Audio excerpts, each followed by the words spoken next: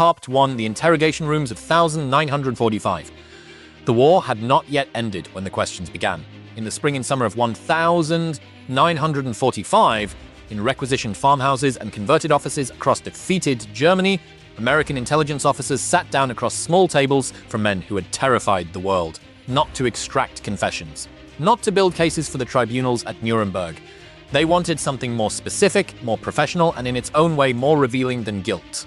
They wanted assessments. What did you think of our generals? The men who answered that question were not broken. They were tired and they were defeated, and some of them were facing legal proceedings that would determine whether they lived or died.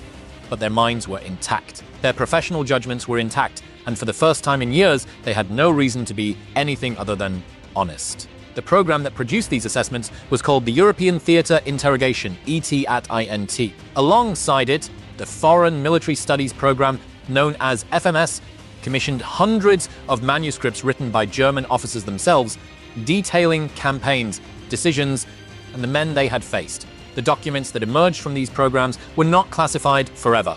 They were eventually archived at the National Archives and Records Administration, where they remain available to researchers today.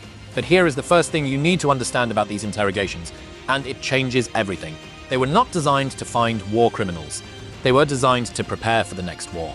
By the summer of 1945, the United States Army already understood that the alliance with the Soviet Union was not going to survive the peace. The generals who had fought across France and Germany were looking east toward a new adversary across a continent that had just been reorganized by the largest war in human history.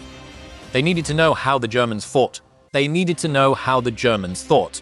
They needed to know what the German professionals had learned from 4 years of fighting the British and the Americans, and they needed that knowledge before it disappeared into prison, cells, and early graves. The German officers understood this.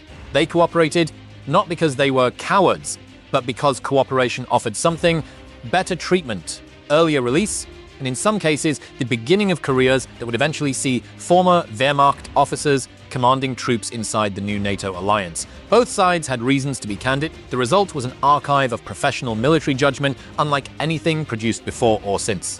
But before any assessment can be understood, the framework behind it must be understood. The German officers who evaluated their Allied counterparts had been shaped by a doctrine called Auftragstaktik, mission-based tactics. The principle was elegant and demanding. A commander at every level was given an objective, not a script. He was expected to use his own judgment to achieve that objective, to exploit opportunity without waiting for orders from above, to accept personal responsibility for bold decisions, and to treat hesitation as a form of failure. Speed was not merely desirable, it was a tactical weapon.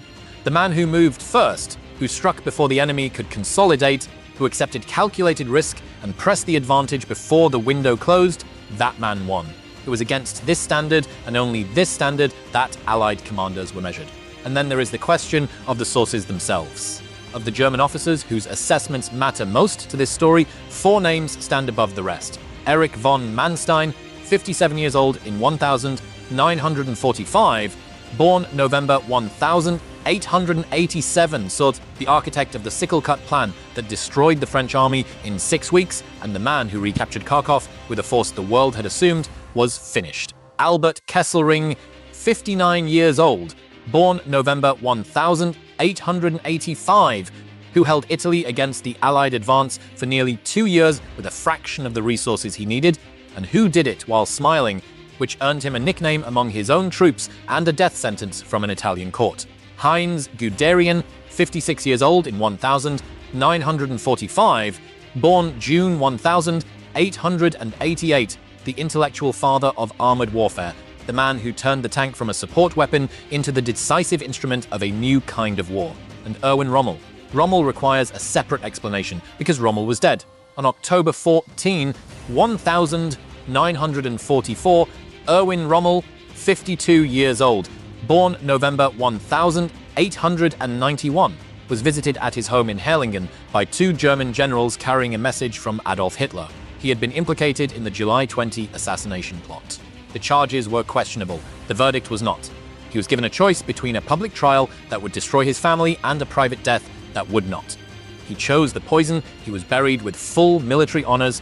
Germany was told he died of wounds sustained when his staff car was strafed by Allied aircraft in Normandy. His family was told to say nothing. He never sat in an interrogation room. He never wrote a post-war manuscript. He never had the chance to say directly and on record what he thought of the men who had been sent to stop him. What we know about Rommel's professional assessments comes from three places: his diaries and letters to his wife Lucy, which were confiscated after his death and later published in 1953 by the British military historian B.H. Liddell Hart as the Rommel Papers.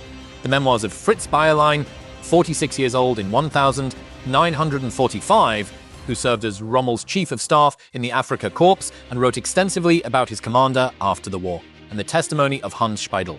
Hans Speidel was 47 years old in 1945. He had served as Rommel's chief of staff in France. He survived the war, survived the denazification process, and in 1957 became the first commander of NATO's ground forces in Central Europe. He gave interviews, he wrote, he spoke carefully and at length about Rommel's views. But Speidel's testimony must be read with a specific awareness. A man who becomes a NATO general has reasons to construct a particular kind of Rommel, a Rommel who was secretly anti-Hitler, a Rommel who was a professional soldier of honor, untainted by the ideology of the regime he served. This version of Rommel was useful to Speidel's career, useful to the project of integrating West Germany into the Western Alliance.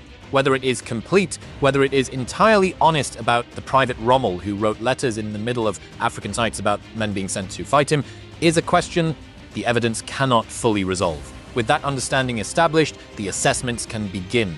Because what these men said filtered through all of these complications, through dead men and living ones with careers to protect and frameworks that could not measure what they had actually faced. What they said still constitutes the most honest professional reckoning with Allied command that the war produced.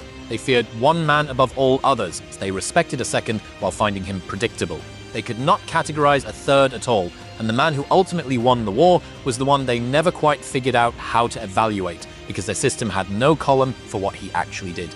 The interrogation rooms of 945 were small and cold and lit by inadequate bulbs. The coffee was bad. The furniture was whatever could be found in a country that had just finished destroying itself. Outside the windows, Germany lay in rubble that would take a generation to clear. Inside, the most capable military minds the Wehrmacht had produced were asked to be honest about their enemies. For once in this war, they obliged Pop 4 verdicts from 4 battlefields. Before the desert swallowed everything, before El Alamein and the retreat and the slow, grinding end of the North African campaign, Erwin Rommel was watching. He had arrived in Libya in February 1941, 50 years old, commanding what the Wehrmacht called the Afrika Korps. The force he was given was not designed for conquest. It was designed to prop up an Italian military that had already been humiliated by a British army half its size. Rommel looked at the situation and did what he always did. He attacked. Within weeks, the British units that had so thoroughly dismantled the Italians were in full retreat. Rommel moved faster than his orders permitted. He moved faster than his supply lines could comfortably support. He exploited confusion the way a surgeon exploits an incision, quickly, precisely, before the body could respond. And as he chased the British across the Libyan desert, he began forming professional opinions about the men being sent to stop him. Those opinions, recorded in his diaries and in his letters to his Lucy, were in private, withering. The British, he wrote, appeared to be designed for competence rather than brilliance. They were methodical where he was fluid. They were reactive where he was proactive. Their command system seemed to require consultation and confirmation at every level, which meant that by the time a British response was organized, the situation it was designed to address had already changed. In the Auftrags tactic framework, this was nearly a form of institutional paralysis. He acknowledged to his credit that there were advantages to what the British were doing. An army of competent men, properly subfleet, would eventually grind down an army of brilliant ones running short of fuel. He wrote this. As an observer, he did not yet understand that he was writing his own epitaph. Because here is the thing about Rommel's critique of British military culture, the thing that changes the meaning of everything he said. He was right. He was precisely, completely, and fatally right. Competence plus logistics beats brilliance without fuel. That is not a military aphorism. That is the lesson of El Alamein. By October 1942, when Bernard Montgomery faced Rommel across the Egyptian desert, the British 8th Army had more than 1,000 tanks, more than 2,000 artillery pieces, and supply lines that functioned.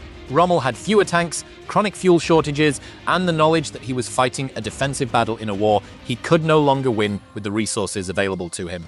Montgomery attacked on the night of October 23, 1,000 942, and he did it the way Rommel had always said the British attacked: methodically, carefully, with overwhelming artillery preparation and a clear plan executed by units that had been prepared for exactly this. Rommel had called this approach as a weakness. At El Alamein, it was the mechanism of his destruction. The man who delivered that destruction, Bernard Montgomery, was 57 years old, born November 1887.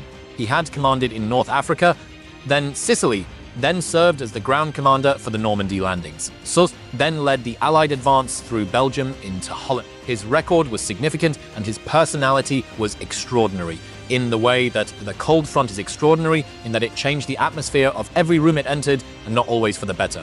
The German professionals who assessed Montgomery did so with a complicated mixture of genuine respect and visible frustration. Rommel's diaries, as published in the Rommel papers, described the period following El Alamein with a specific edge he had expected pursuit. After a victory of that scale, with an enemy as exposed as Rommel's retreating force, a German commander in Montgomery's position would have driven hard. He would have accepted the risk of outrunning his supply lines in exchange for the possibility of annihilating the enemy before it could reform.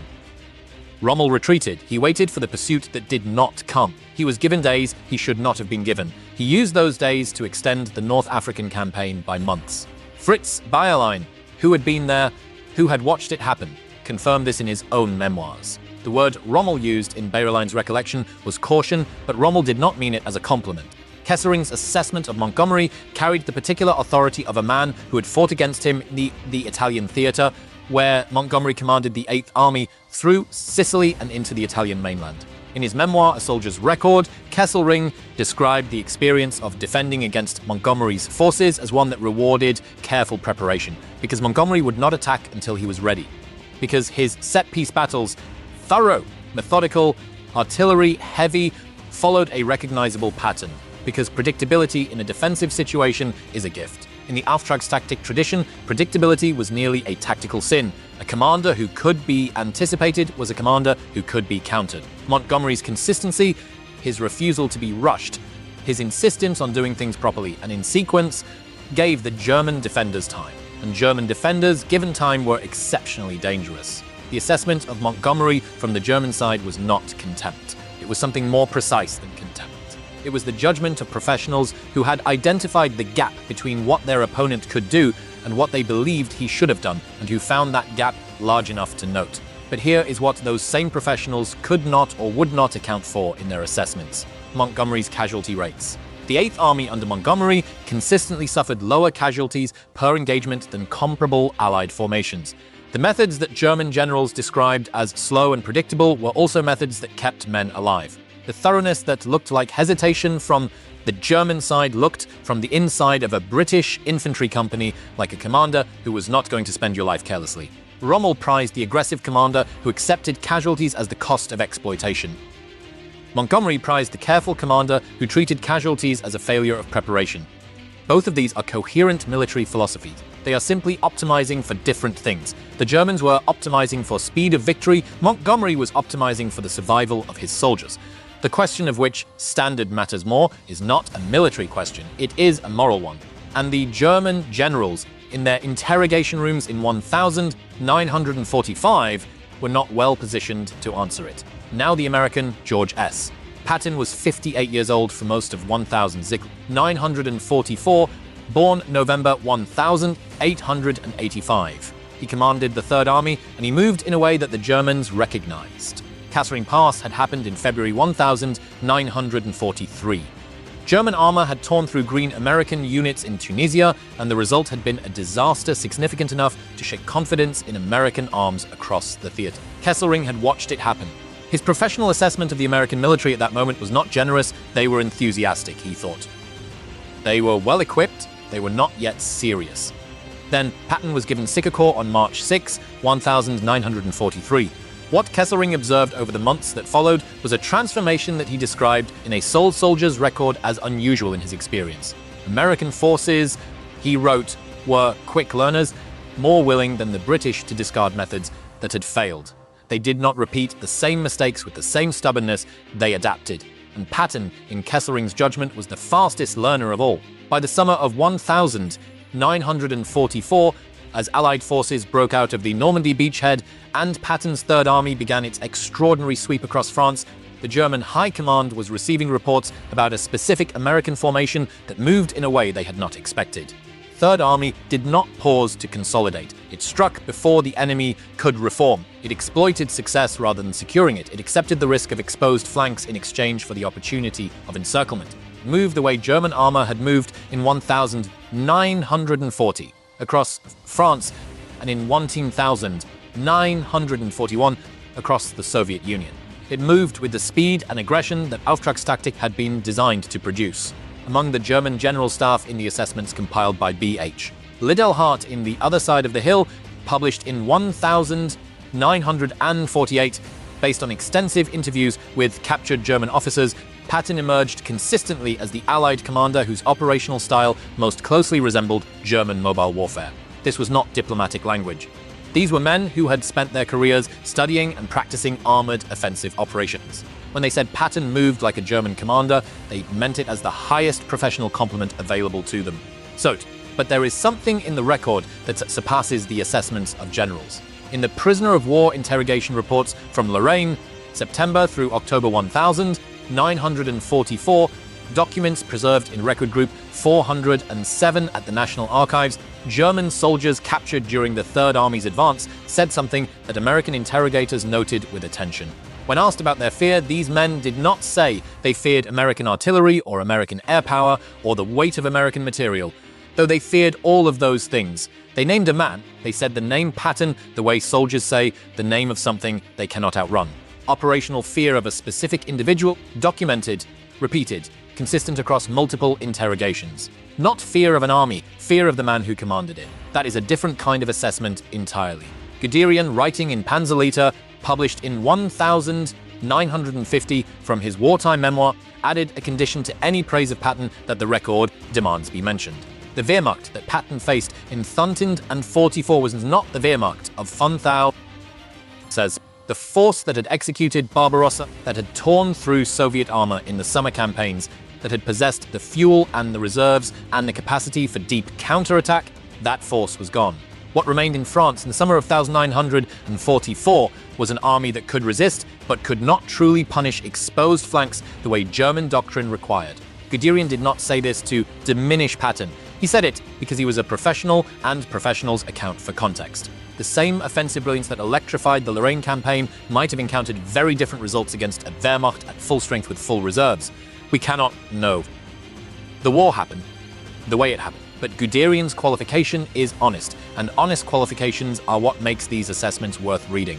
Now the Italian campaign, and the moment that one German general described as the greatest mistake the Allies made in the entire Italian theater.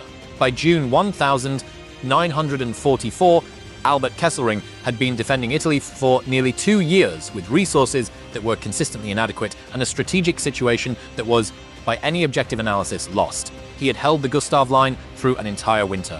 He had managed the Anzio landings, which should have cut his supply lines, and ended the campaign in weeks into a stalemate that lasted months. He was, by any reasonable standard, performing a miracle of defensive warfare.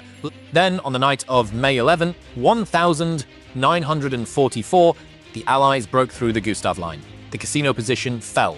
The Anzio beachhead finally linked with the main Allied force. Kesselring's 10th Army, under General Heinrich von Vietinghoff, 51 years old, began to retreat northward, and there, at the town of Valmontone, on the road that led from the Alban Hills toward Rome, was the choke point through which a significant portion of the German force had to pass. General Mark Clark commanded the American 5th Army. He was 48 years old. He was, by the assessments of every serious military historian who has examined the Italian campaign, a talented operational commander. He understood logistics. He understood combined arms. He understood how to move forces through difficult terrain. On June 4, 1944, he chose to enter Rome. He diverted the forces that were positioned to block Valmontone toward the Italian capital. 2 days before the Normandy landings would have made Rome's fall irrelevant to the front pages of every newspaper in the world. The 10th Army's surviving elements escaped northward. Kesselring, in A Soldier's Record, described this moment with the specific restraint of a professional who has just been handed a gift he did not expect. The elements of the German 10th Army that passed through Valmontone went on to fight for months in northern Italy. the Italian campaign continued. Rome fell on June 4th. 2 days later, the entire world was looking at Normandy. What drove Clark's decision has been debated for 80 years. The evidence suggests that among his considerations was a desire to ensure that American forces, not British ones, were the first into the Italian capital. Carlo d'Este, in his meticulously researched Fatal Decision, Anzio and the Battle for Rome, published in 1991, examines this question in depth and finds Clark's decision strategically indefensible. Kesselring agreed. He called Valmontone the moment when the Allies were closest to ending the Italian campaign and chose not to. It is worth sitting with that for a moment. A German general in a post-war memoir acknowledging that his enemy had held in their hands the opportunity to destroy him and had set it aside. That kind of honesty is rare in any memoir. In a German one, in 1954, it was remarkable. And then there is Eisenhower. Dwight Eisenhower was 53 years old when he became Supreme Commander of the Allied Expeditionary Force in December 1943, born October 1890. He had not commanded troops in combat at any level above the administrative since the First World War. He was, in the traditional sense, that German generals understood command, not a battlefield commander. Manstein was precise about this. In his memoir, Lost Victories, published in 1955, and in the extended interviews he gave to Liddell Hart, Manstein characterized Eisenhower as a coalition manager rather than a warfighter. An administrator of genius, perhaps, but not a general in the sense that Manstein understood the word. This assessment was shared with variations by most of the German general staff officers who addressed the question. They were not being unfair. They were applying their standard consistently. By the metrics of Auftragstaktik, Eisenhower's contributions were essentially invisible. He did not design brilliant operational envelopes. He did not exploit sudden opportunities with armored spearheads. He did not personally transform the course of a battle through inspired decision in a crisis. What he did was something the German standard had no column for. He held together an alliance of 12 nations with armies speaking different languages, operating under different doctrines, commanded by officers with violently incompatible personalities and competing national agendas. He managed the relationship between Winston Churchill, who wanted to fight in the Balkans, and Franklin Roosevelt, who wanted to fight in France. He managed Bernard Montgomery, who believed with complete sincerity that he was the finest military mind available and who communicated this belief frequently and without subtlety. He managed Patton, who required constant supervision to prevent diplomatic incidents that could have fractured the Anglo-American partnership entirely. He managed Charles de Gaulle, which was an achievement that deserves its own category in the history of human endurance. So he did this for 2 years across 3 continents, while simultaneously coordinating air superiority doctrine with independent-minded air commanders who had their own institutional priorities, while sustaining political will in 2 democratic nations that were growing tired of casualties, while maintaining a working relationship with the Soviet Union that was fragmenting in real time. Not one German general in any interrogation room, in any memoir, in any post-war interview, had ever done anything remotely comparable. Their command culture had no framework for it because Germany had never needed to build one. Germany's wartime partners, Hungary, Romania, Italy, were subordinates, not equals. They were managed through hierarchy, not consensus. Eisenhower was managing equals. He was managing men who could and sometimes did go around him to their respective governments. He was managing an alliance that had every reason to fracture and somehow did not. Manstein could not see this because his system had no way to measure it. It was not that Manstein lacked the intelligence to understand coalition management. It was that the Wehrmacht had never required it, and so the doctrine that shaped Manstein's judgment had never developed the tools to evaluate it. This was not a personal failure. It was a systemic one. And systemic failures have a way of compounding, part T3 what they could not see. There is a phrase that has been attributed to Manstein in various forms, in various sources, across decades of military history writing that the German army won every battle but lost the war. The precise origin of the sentiment is difficult to pin to a single document, a single interrogation, a single page, but in the manuscripts compiled for Liddell Hart the other side of the hill, in the depositions and interviews and memoirs that constitute the German record of the war, the idea surfaces repeatedly in different language, from different men. It was not a phrase, it was a condition, and the men who lived it understood it without being able to fully explain it. They had fought brilliantly. By any tactical standard, the Wehrmacht had produced campaigns of operational genius that military academies still study. The Sickle cut through the Ardennes in 9,940. the encirclement at Kiev in 1941, the recapture of Kharkov in 1943, Kesselring's defense of Italy. Moments of genuine military artistry executed under conditions that would have broken lesser institutions. Did this, and they had lost, not narrowly, not controversially, completely. The question that the interrogation rooms of 1945 were not quite designed to answer, but that hangs over every assessment in the archive, is this: why? Part of the answer is in something Gerd von Rundstedt acknowledged in his debriefings, something that appears also in the operational analyses of the period, the Red Ball Express. Between August 25 and November 16, 1944, the United States Army operated an emergency trucking system that at its peak employed nearly 6,000 vehicles running around the clock, 2 lanes of highway designated one way in each direction, moving supplies from the Normandy beaches to the advancing front. At its height, it delivered more than 12,000 short tons of supplies per day. The figures come from the Quartermaster General's report to the War Department. Rundstedt, who had spent 4 years commanding against an army he could never quite pin down logistically, said something in his debriefings that has the weight of genuine admission. He had not calculated for this. He could not have calculated for it, because Germany did not have an industrial and organizational infrastructure capable of producing it. The Red Ball Express was not a military operation. It was the American economy in uniform. And no doctrine, however elegant, had an answer for that. This is what the German generals could not see from inside their own framework. The Allied war machine was not primarily a military instrument. It was an industrial one.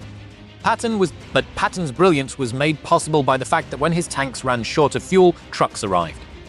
When his infantry took casualties, replacements arrived. When his artillery expended ammunition at a rate that would have paralyzed a German formation, more ammunition arrived. The Third Army was the visible edge of a system that extended back across the Atlantic to factories in Michigan and Pennsylvania and Ohio that were running 3 shifts a day for years. Manstein could recapture Kharkov with an army the world thought was finished because he was a genius and his soldiers were extraordinary. He could not have done it if his opponent had possessed the industrial base to replace every loss within weeks. The German generals judged Allied commanders by the standard of individual military talent. By that standard, their assessments were often accurate. Montgomery was methodical and predictable. Clark made a decision at Valmontone that a German officer would not have made. Eisenhower was an administrator more than a field commander. All of that was true, and none of it explained why they lost. Because the war was not ultimately decided by individual military talent, it was decided by the capacity of systems, by the ability to absorb loss and continue, by the ability to hold together coalitions of disparate nations through years of grinding attrition without those coalitions fracturing along their obvious fault lines, by the ability to produce, ship, fuel, arm, and replace at a scale that made individual brilliance a secondary variable. Eisenhower did not need to be Manstein. He needed to be the man who could keep Manstein's counterparts pointed in the same direction long enough for the system behind them to do its work. He was that man. For 4 years, without a single significant rupture in the Anglo-American alliance, without losing the cooperation of the Soviet Union, without exhausting the political will of 2 democratic nations, he kept the machine running, and the machine won. There is one more thing that the assessments of 1945 require before they can be honestly read. Albert Kesselring, whose A Soldier's record contains some of the most thoughtful professional analysis of Allied command produced by any German memoir, was tried by a British military court in 1947. He was convicted of war crimes. He was sentenced to death. The conviction arose from his orders regarding the execution of 335 Italian civilians at the Arditine Caves in Rome on March 24, 1944. Men pulled from a prison and shot in a tunnel because the German command required a reprisal for a partisan attack. Kesselring's sentence was commuted to life imprisonment. He was released in 1952 on grounds of ill health. Gerd von Rundstedt signed an order, the Commando Order, that directed the execution of Allied Special Operations Forces who were captured in operations behind German lines. Men who were prisoners of war under the laws of war. He signed it, the order was carried out. These facts exist in the same record as the professional assessments. They cannot be separated from them. The men whose judgments of Patton and Eisenhower and Montgomery are worth reading because of their expertise and their honesty were also men who operated within a military machine that committed crimes against civilians and soldiers that the post-war tribunals correctly identified as war crimes. The assessments remain valuable. Military history requires that we hear from the other side of the line. We learn things from Kesselring's analysis of the Italian campaign that we cannot learn from the Allied commander's own accounts. We understand things about Patton's effect on German morale from the prisoner interrogation files that we would not fully grasp from Third Army's own records. The German perspective is irreplaceable, and it must be read knowing who provided it and what else those men did. Both things are true simultaneously. That is not a comfortable position. Military history rarely is. In the end, what the interrogation rooms of 1-945 produced was not a ranking of generals. It was a lesson about the nature of military competence itself. The German professionals who gave these assessments had been trained to prize a specific set of qualities: initiative, speed, operational elegance, the intuitive commander who could read a battle in minutes and act before his opponent could think. By that standard, Rommel was the greatest soldier of the war. By that standard, the recapture of Kharkov was the finest operation of the conflict. By that standard, Patton deserved the respect they gave him. But wars are not won by the standard that produces the finest operation. Wars are won by the standard that ends the conflict with your flag over the enemy's capital. Rommel is buried in a churchyard in Herlingen. He was forced to die by the regime he served. His tactical genius was real. It was also, in the final accounting, insufficient. Kesselring outlived the war by 20 years. He spent much of that time writing and speaking about his campaigns, analyzing what had been done and what might have been done differently. He was a serious professional to the end. He was also a man who had given orders that resulted in the deaths of civilians in a tunnel in Rome. Manstein lived until 1973. He spent decades arguing, with considerable skill and some success, that the Wehrmacht had been a professional military establishment separate from the crimes of the Nazi regime. Historians have since done substantial work to complicate that argument. He died at 85, still certain that he had been right about Patton. He was right about Patton, he was also wrong about the war. Because here is what the German professionals could not see, blinded as they were by a framework that measured the wrong things. The most dangerous commander is not always the one with the most operational genius. The most dangerous commander is sometimes the one who can build a machine so large, so well supplied, so capable of replacing its losses and sustaining its effort across years of grinding attrition that individual brilliance on the other side becomes irrelevant. Eisenhower built that machine. He did not do it alone. He did not do it brilliantly, in the sense that the German generals understood.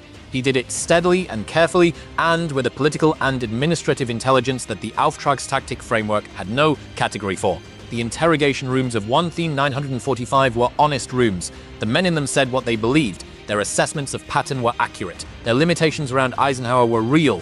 Their frustration with Montgomery was genuine. And the man they found most difficult to categorize was the one who won. Not every battle, not with genius that made other generals hold their breath, but the war, the whole thing, from North Africa to Berlin, across 4 years and 3 continents, and an alliance of nations that should have fractured a dozen times and did not. Rommel could read a battlefield in minutes. He could not have held that alliance together for 4 years. Eisenhower could not have recaptured Kharkov. Together, their armies ended the same war. The generals who survived spent the rest of their lives writing about what they had seen. In their accounts, the enemy was always, in some measure, a mirror. What they praised and what they dismissed told us as much about the Wehrmacht as it did about the men across the line. In the end, the most dangerous commander is not always the most brilliant one. Sometimes it is simply the one who wins.